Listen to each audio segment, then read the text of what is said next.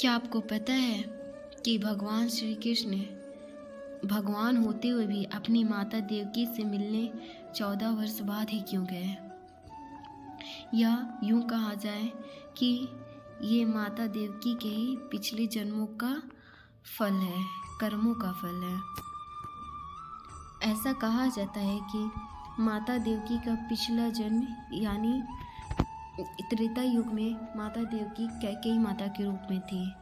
जैसे कैकेयी माता अपने पुत्र भरत को राज सिंहासन दिलाने के लिए भगवान श्री राम को 14 वर्ष का वनवास काटने के लिए वन में भेज दी, तो ऐसा उनको श्राप मिला था। माता कौशल्या के द्वारा यह श्राप दिया गया था।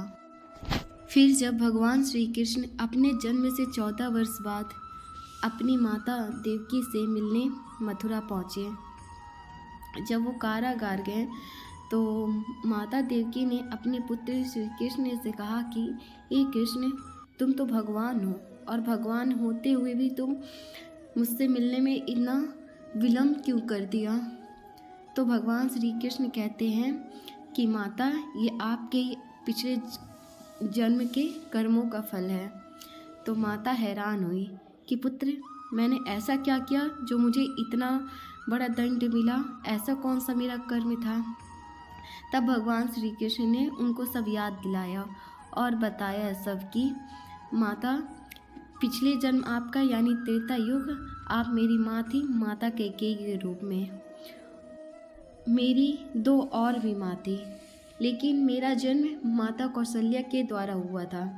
तो आपने अपने पुत्र भरत को राज सिंहासन दिलाने के लिए जिस तरह मुझे 14 वर्ष का वनवास दिया था और मेरी माँ से उसके बेटों को दूर रखा, तो यही वजह है कि मेरी माता ने आपको यह श्राप दिया था कि अगले जन्म में आपको भी अपने बेटे से इसी तरह दूरियों का सामना करना पड़ेगा।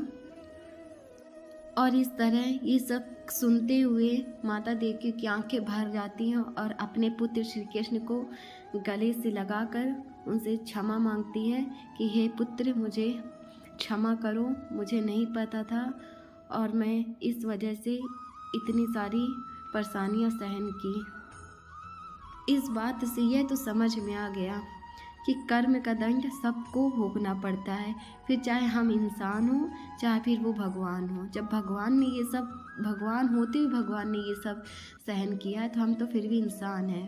तो अपना मन शांत रखिए, अपने कर्म अच्छे करिए, बाकी भगवान तो देख रहे हैं। आज दुख है तो कल सुख भी होगा, तो इस चीज़ से मत घबराइए कि क्या होगा क्या। अपने कर्म पर ध्यान दिया। अगर हमने आज खराब कर दिया कि दूसरे खुश हैं लेकिन हम दुखी हैं, तो आप भी गलत राह पे चल दो।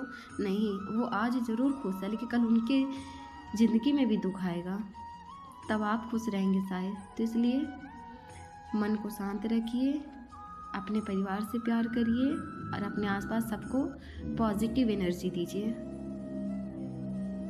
तो हमारे चैनल में इसी तरह की और भी बातें अपना अध्यात्म में जानने के लिए जुड़े रहें और हमारे चैनल को लाइक करें, सब्सक्राइब करें, शेयर करें। धन्यवाद। बोलिए प्रेम से राधे राधे।